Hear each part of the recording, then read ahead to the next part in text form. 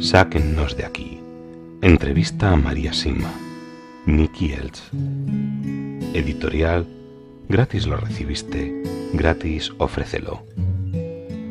Dedicado con amor a todos aquellos que aún han de experimentar el amor de Dios.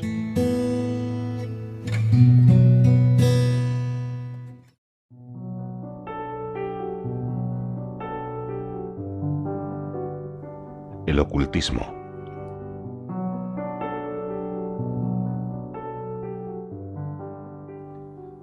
¿Se le ha aparecido alguna vez un alma que durante su vida haya participado en una misa negra? Aún no me ha pasado, pero por favor, no presuponga que en todos los casos ya están perdidas. He conocido personas que participaron en misas negras, pero luego lo dejaron y cambiaron sus vidas por completo, y entonces, por supuesto, no están perdidas.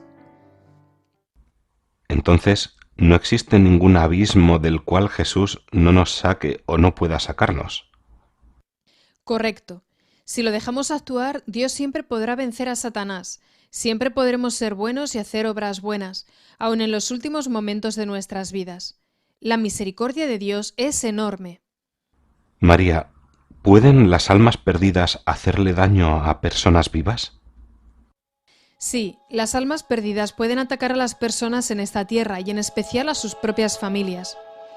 Y sucede en muchas ocasiones actualmente. Algunos dicen que el infierno se encuentra ahora casi vacío, porque el ejército de Satanás se encuentra recorriendo todo el mundo. Yo trabajo, rezo y peregrino con frecuencia con un exorcista que en varias ocasiones ha detenido a almas perdidas empeñadas en atacar a sus descendientes. Esta es una clara explicación de por qué existen familias enteras de delincuentes, que ciertamente existen. Un abuelo perdido, con todo el odio que lleva en su interior, probablemente guíe a su nieto a un mismo estilo de vida. Solo un exorcista poderoso podrá detener que se prolongue esa cadena. La cárcel no la detendrá, la pena de muerte tampoco. Al contrario, probablemente así solo se asegura que la cadena continúe en la mayoría de las ocasiones. De las prácticas ocultas, ¿cuál es la más peligrosa? La masonería. La masonería conduce al divorcio y al suicidio, pero también otras prácticas ocultas llevan a lo mismo. Sin embargo, el principal objetivo de los masones es destruir a la Iglesia. Las almas del purgatorio me han dicho que los masones fueron quienes asesinaron a nuestro Papa, Juan Pablo I. Y cuando falleció un cardenal que había tenido un cargo muy importante, una mujer con dones espirituales de Corintia quiso rezar por él. La mujer rezaba, pero había algo que la obstaculizaba. Lo intentó reiteradamente, pero simplemente no lograba rezar. Un día el mismo cardenal se le apareció con un aspecto fiero y le dijo: «No puedes rezar por mí porque estoy perdido debido a la masonería, y cargo con papas en mi conciencia». Entonces, junto a su director espiritual, y fue él quien vino a contármelo, llevaron el caso al Vaticano y a sus autoridades más importantes. Una de ellas, que reconoció haber estado en el lecho de muerte de este cardenal y había sido testigo de sus gritos desgarradores, dijo que no quería morir de esa manera y fue a confesarse con el actual Santo Padre. Así que dice que los masones asesinaron al Papa Juan Pablo I. ¿Han sido asesinados otros papas u otras personas importantes en la Iglesia? Sí. ¿Y usted cree a esta mujer de Corintia y a su director espiritual? Sin lugar a dudas. ¿Puede decirme, María, cómo se las arregla en general con Satanás? Cuando me molesta, y se trata generalmente de cosas pequeñas, simplemente hago lo siguiente. Hace poco estaba sentada aquí rezando el rosario, pero por alguna razón tuve que salir del salón. Colgué el rosario en la silla de esta manera y salí. Cuando regresé unos minutos más tarde, el rosario se encontraba sobre la mesa y lleno de nudos imposibles de desatar. Entonces le dije severamente a Satanás: «Estúpido idiota, desata este rosario o te quitaré 10 almas». El rosario se desató solo ante mis ojos y continué rezando con él. Si sucede algo que descubro que ha sido realizado por Satanás, solo le exijo en el nombre de Jesús que se retire, y siempre lo hace. ¿Se le ocurre algo más que nos ayudaría a fortalecer la protección contra el demonio en estos días? Sí, durante las últimas décadas han desaparecido prácticamente los exorcismos, si es que no han sido totalmente suprimidos del rito bautismal. Eso es también un gran error y deja las puertas abiertas para que el mal afecte al niño con más facilidad. Su omisión ha provocado en estos tiempos el relajamiento de muchos sacerdotes. Se deben conservar las oraciones de exorcismo en su totalidad para una protección completa. También debería reinstaurarse la oración a San Miguel que solía rezarse al final de cada misa. Esta omisión debilita también drásticamente la protección de las personas cuando se van de la parroquia. Les ruego a los sacerdotes que tengan coraje y confíen en San Miguel y que retomen esta oración para obtener una mayor protección para sus feligreses.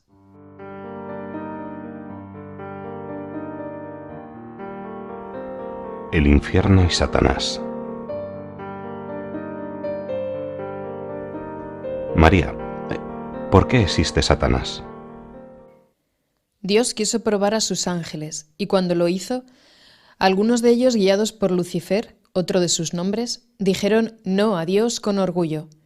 Lucifer era el más hermoso y el más inteligente de todos los ángeles, y quería hacer las cosas a su modo y no al de Dios. ¿Existe realmente el infierno?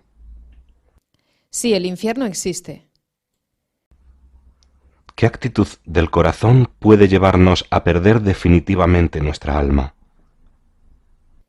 La negación testaruda, arrogante y orgullosa a aceptar las gracias y el amor que se nos da y seguir así hasta el último momento. Y me refiero no solo al amor de Dios, sino también al amor de los demás. ¿Qué consecuencias sufrirá quien participe activamente en las prácticas de ocultismo de las que hemos hablado? ¿Qué severo castigo les espera después de la muerte? Todo depende. Existe una gran diferencia entre los que saben que todo eso viene de Satanás y los que lo hacen por ingenuidad, ignorancia o inmadurez. Si alguien hace algo inconscientemente y a sabiendas, las consecuencias serán enormes. Pero si lo hace solo por ignorancia, el castigo será menos severo. En cualquier caso, esa persona debería confesarse rápidamente y contar su falta de forma específica. Cuanto más profundamente involucrada esté, más experimentado deberá ser el sacerdote. Pero me temo que en la actualidad hay muchos sacerdotes que no tienen conocimientos acerca de tales asuntos, y algunos hasta pueden estar implicados en lo oculto. Las consecuencias para ellos en particular serán atroces, porque tienen una mayor responsabilidad. ¿Alguna vez le ha engañado Satanás haciéndose pasar por un alma del purgatorio? Sí lo ha hecho.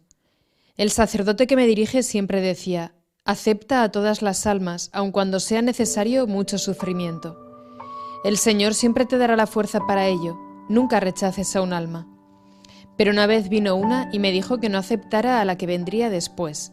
Entonces le pregunté: ¿por qué no? Te pedirá tantos sufrimientos que no podrás soportarlo. Entonces, ¿por qué el Señor permite que venga a mí? Y me contestó muy severamente: Dios quiere probar si eres obediente o no. Esto me confundió y me preocupó. Como hago cada vez que algo me preocupa, le recé al Espíritu Santo para que intercediera, y entonces me di cuenta de que el alma que tenía delante podía ser la maligna. Tiré agua bendita y le ordené: si eres Satanás, te ordeno en el nombre de Cristo que te vayas. Y desapareció. ¿Se le apareció en otras ocasiones disfrazado? Sí, constantemente, y siempre para confundir las cosas. Una vez se apareció como un sacerdote, otra como la madre superiora del convento de Hall. En ambos casos intentó decirme que me retractara de mi voto a nuestra madre. Fue especialmente dura la Semana Santa anterior a la Pascua de 1954. Durante esa semana casi logró convencerme de que estaba en el infierno, con llamas y explosiones en mi habitación. Luego, un día de diciembre de ese mismo año, sentí quemaduras y un espantoso temor al infierno en total soledad. Pero noté que no había almas alrededor y repentinamente todo desapareció. Una vez ocurrió lo siguiente. Los días en que hay funeral en nuestra parroquia a las 9, podemos comulgar a las 7. Esa mañana en particular llegué a las 7 menos cuarto y era la única presente. De pronto entró el párroco con prisa, olvidándose de hacer la genuflexión ante el sagrario, y se acercó a mí para decirme: «Hoy no podrás recibir la Santa Comunión». Y salió corriendo de la parroquia, otra vez, sin hacer la genuflexión y cerrando la puerta violentamente detrás de él. Esto no era propio de él y me pregunté qué estaba pasando. A las 7 menos 3 minutos entró nuevamente e hizo la genuflexión como siempre suele hacer cada vez que se dirige hacia la sacristía. Le observé pensando que no iría allí, pues yo, que era la única en la parroquia ese día, no podía comulgar. No había nadie más, así que me levanté y me dirigí también a la sacristía. Llamé a la puerta y entré. «¿Por qué no puedo recibir la comunión hoy, padre?», le pregunté. «¿Quién te ha dicho eso?». «Usted mismo me lo ha dicho hace solo 10 minutos, cuando entró la primera vez». «Por supuesto que hoy puedes recibir la Santa Comunión. No he entrado en la parroquia sino en este momento. No te preocupes, Satanás está jugando contigo otra vez». ¿Y qué más puede intentar contra usted? «Oh, lo que quiera. Una vez fui a impartir una serie de conferencias con 40 grados de fiebre, pero sabía que no podía habérmela contagiado en ningún lado. Simplemente no hice caso de la fiebre y cuando la charla estaba a punto de comenzar, me sentí tan bien como siempre». ¿Hasta dónde llega el poder del diablo y hasta qué punto estamos protegidos de él por nuestra buena conducta y por nuestro ángel de la guarda? Esa protección es muy poderosa. Sin ella, Satanás nos mataría a todos muy rápidamente. Déjeme contarle lo que le sucedió a un sacerdote muy santo en un monasterio cerca de aquí, en Bludenz.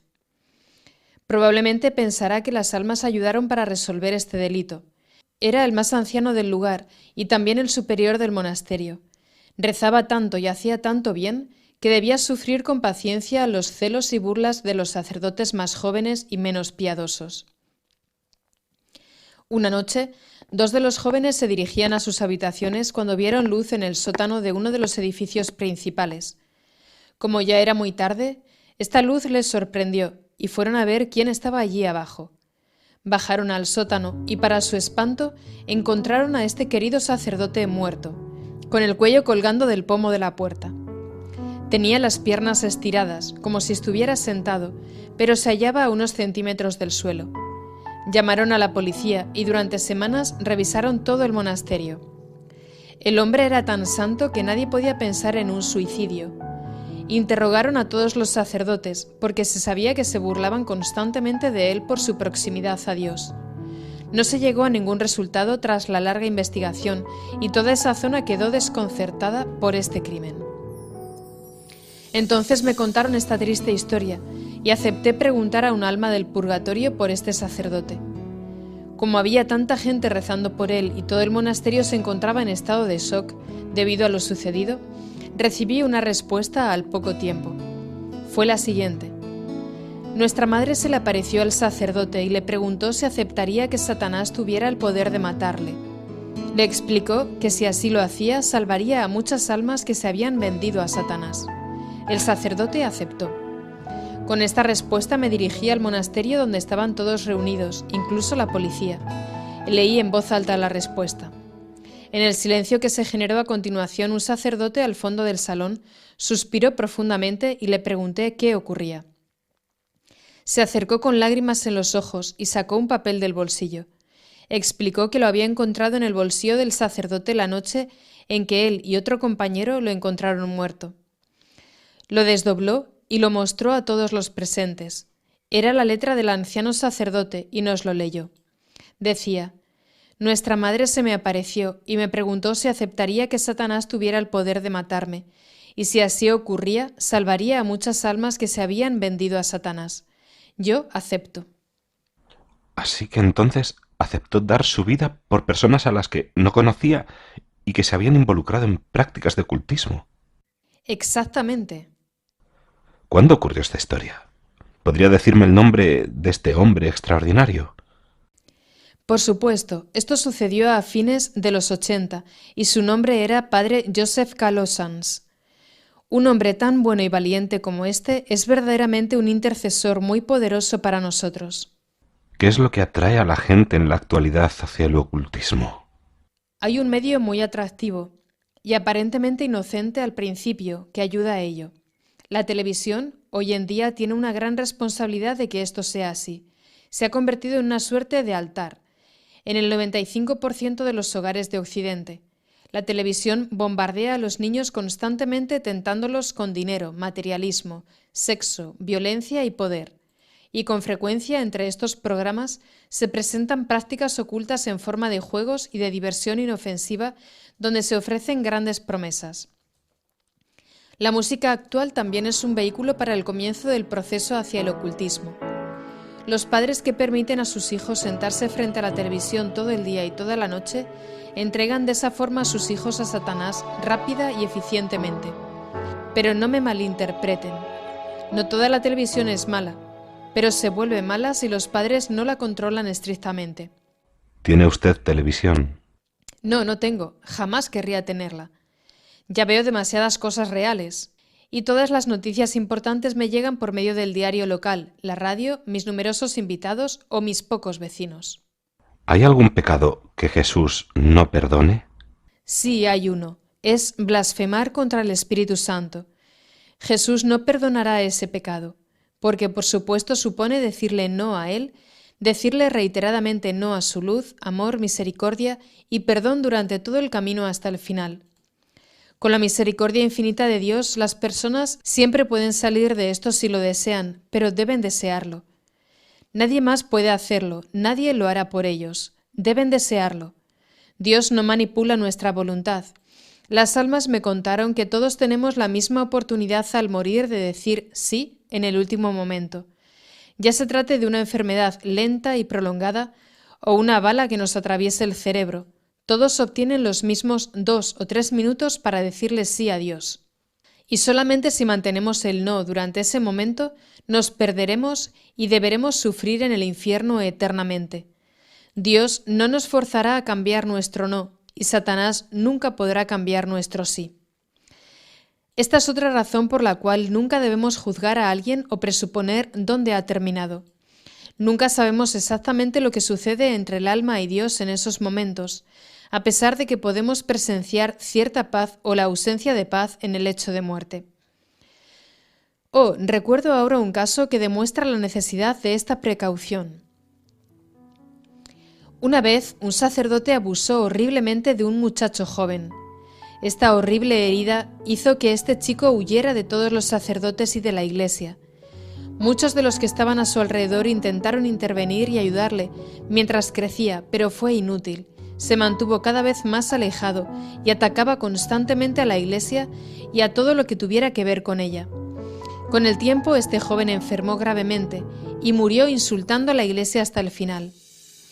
Un hombre bondadoso y piadoso que conocía toda la historia llevó el caso del muchacho a Teresa Newman, que también podía averiguar a dónde iban las almas. Se enteró de que el chico se había salvado, pero todavía seguía en el purgatorio. La respuesta le sorprendió a quien había preguntado por él, principalmente porque el muchacho había muerto maldiciendo a la iglesia hasta el último momento. La explicación fue la siguiente. A pesar de que Satanás había bloqueado su camino hacia la verdad cuando era un muchacho muy sensible e influenciable, siempre había continuado buscando silenciosamente al verdadero Dios. Y debido a que siempre había conservado esta necesidad en su corazón, la misericordia de Dios lo guió hasta él. Una vez más, este ejemplo es una prueba poderosa de la misericordia de Dios y es prueba de que nunca debemos anticipar nuestras conclusiones, incluso si hubiéramos oído o visto por nosotros mismos algo que aparentemente apuntaba a otra dirección.